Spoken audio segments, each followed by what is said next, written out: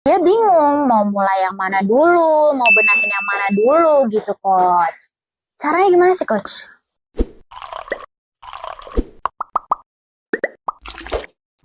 Halo Sobat NLP, balik lagi nih di NLP for Business untuk Indonesia bareng Priska dan Coach Antonius Arif. Nah, buat teman-teman yang lagi dihadapkan banyak masalah dalam bisnisnya dan bingung nih mau mulai dari mana nih benahinnya, yuk tonton videonya sampai habis.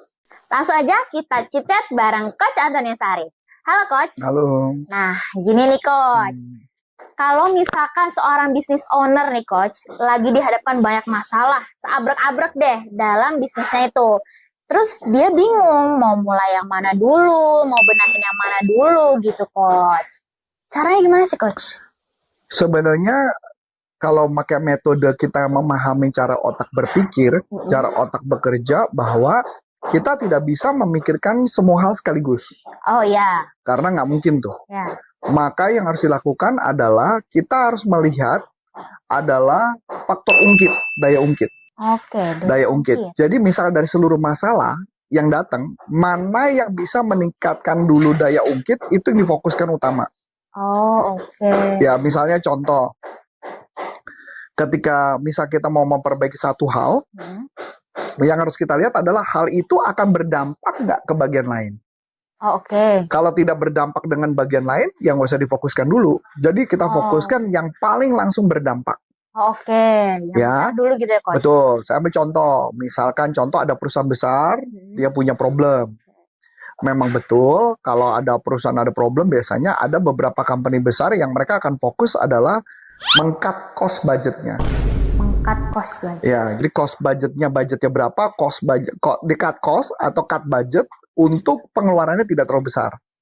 Memang betul, cara itu bisa membuat kesannya perusahaannya profit.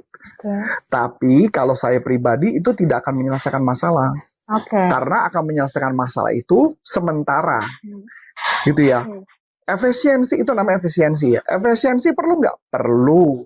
Tapi kalau efisiensi doang, nggak dipikirkan faktor lain, maka akan jadi problem. Nah, kalau saya melihat segala bisnis, itu melihat dari 3 faktor. Jadi 3 faktor. Faktor yang pertama adalah ketika kita mau mengembangkan perusahaan atau dalam kondisi apapun, yang pertama kita fokuskan adalah tentang salesnya dulu. Sales dan marketingnya. Sales dan marketingnya udah beres atau belum? Nah, ketika sales marketing udah dibereskan, ya karena pada dasarnya setiap company pertama kali pasti adalah bagaimana dia bisa survive atau enggak, dia bisa hidup apa enggak. Berarti kan adalah sales marketing dulu. Setelah sales marketing, baru kita bicara mengenai human resource-nya. Ya, sumber dayanya. Yang ketiga baru operasional.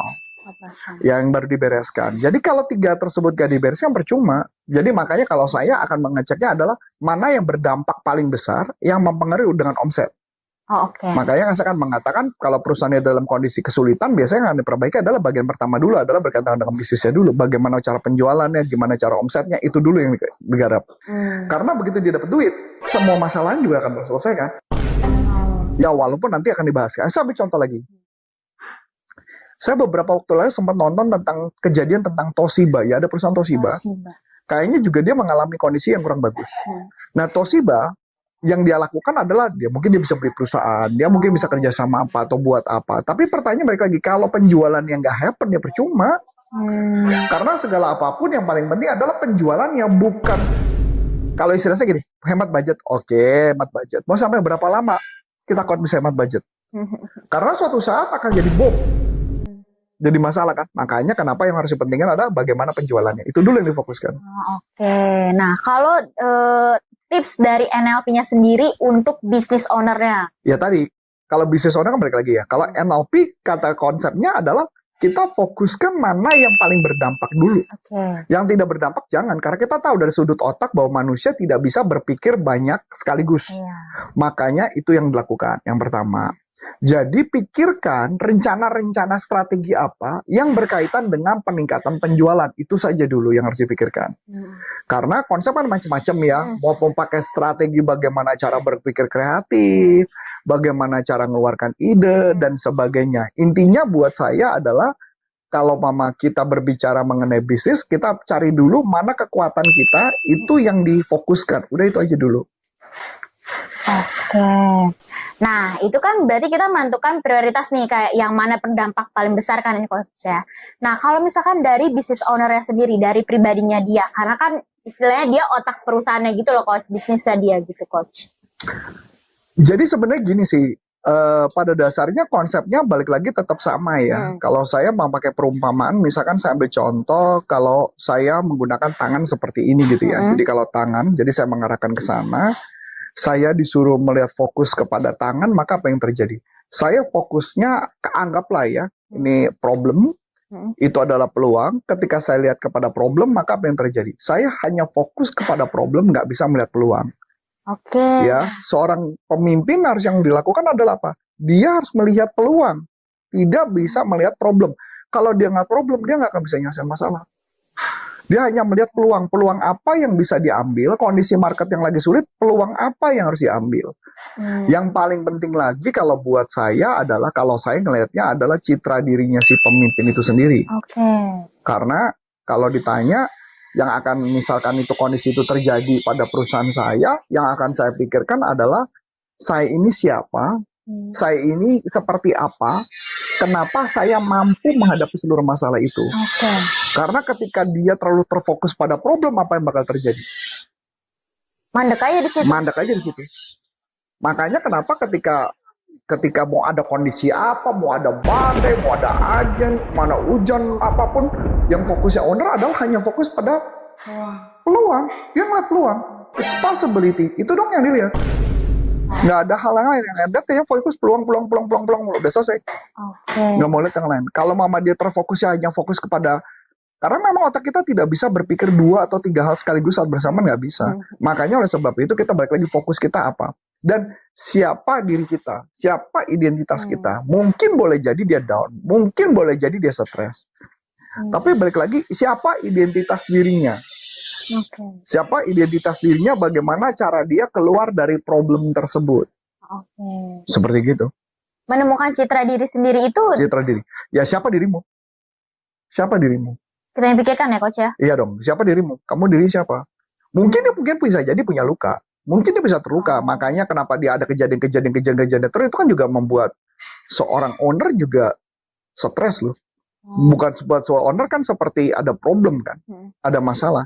Cuman ketika si owner tersebut kelihatannya panik, si owner itu kelihatannya cemas, maka apa yang bakal terjadi? Timnya akan melihat bahwa ownernya panik. Kalau ownernya panik, lebih panik lagi timnya. Makanya kenapa seorang owner itu hanya fokus pada peluang. Ketika dia fokus peluang, dia berpikir apa yang harus dilakukan, Yang mahalnya owner tuh bukan tenaganya. Yang mahalnya owner tuh adalah berpikir ini harus ngapain. Ya ngapain gitu ya. Beda ya kalau owner kerjanya ya udah pasrah lah. Mati-matilah gitu kayak. Tidur lah, bodo amat lah, mau terserah. Gak bisa, karena kita fokusnya balik lagi. Kenapa bisa seperti itu? Karena pasti otomatis dia sudah terluka dan dia nggak mau tambah terluka. Yang paling gampang kan adalah ya sudahlah, nyerah lah. Kita tutup buku semua, selesai. Hanya balik lagi. Biasanya pengalaman kalau ketika ada problem tersebut dan dia apalagi dia bisa mengingat kemenangannya, sama seperti saya gitu ya. Ketika saya contoh ya, ketika dulu saya juga pernah punya problem itu bisa saya atasi dengan baik gitu loh ya. Bisa diatasi dengan baik dengan mengingat siapa diri saya. Kalau saya sifatnya mengarah ke spiritual sih. Saya siapa? Saya siapa di mata Tuhan gitu loh. Makanya kenapa otak tetap waras. Kalau nggak waras, wah aduh kacau banget itu. Saya harus tetap waras dalam kondisi apapun. Saya harus tetap waras. Saya harus tetap berpikir. Saya harus berpikir jernih. Apa yang harus dilakukan, saya lakukan. Kalau saya lakukan ternyata nggak bisa, ya tetap saya berpikir jernih dan siapa identitas saya di mata Tuhan. Dan kalau saya ngeliatnya adalah siapa saya di mata Tuhan, itulah yang saya pegang. Sehingga fokus saya ke shifting ke hal-hal yang positif terus. Itu yang harus dimiliki seorang pemimpin. Oke coach, tadi kan seorang owner itu harus melihat peluang dibanding dari masalahnya ini kan coach. Gimana dia ngelit timnya tuh coach? Sama, ketika ngelit ke tim, yang dia harus lakukan adalah dia harus ngecek setiap hari perjalanannya apakah timnya melakukan dengan benar atau enggak setiap prosesnya. Idenya ketika dijelaskan ke tim itu mengimplementasi apa enggak. Seorang manajer yang baik adalah ketika atasan berbicara, dia memastikan itu diimplementasikan dan berjalan dengan sempurna. Karena apa? Karena saya menemukan tidak semua tim itu dewasa. Ya, tim itu dewasa dan tidak semua manajer juga dewasa. Jadi kalau timnya dewasa, kan timnya akan jalan sendiri. Kalau tim nggak dewasa, ya nggak jalan. Saya kasih contoh sederhana. Waktu itu kan saya pernah ada rekaman YouTube. Ya, rekaman YouTube. Rekaman YouTube kemudian audionya hilang. Ya, audionya hilang dong. Nah, kalau audionya hilang berarti apa yang harus dilakukan? Harusnya dia laporan dong. Oh ya, report.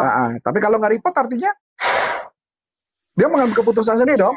Dia ngejalanin. Oke. Kemudian ternyata saya tanya, audio berapa rekaman? Ada 2 rekaman audio. Pertanyaan, dua-duanya apa? Ternyata dua-duanya nggak ada. Oke.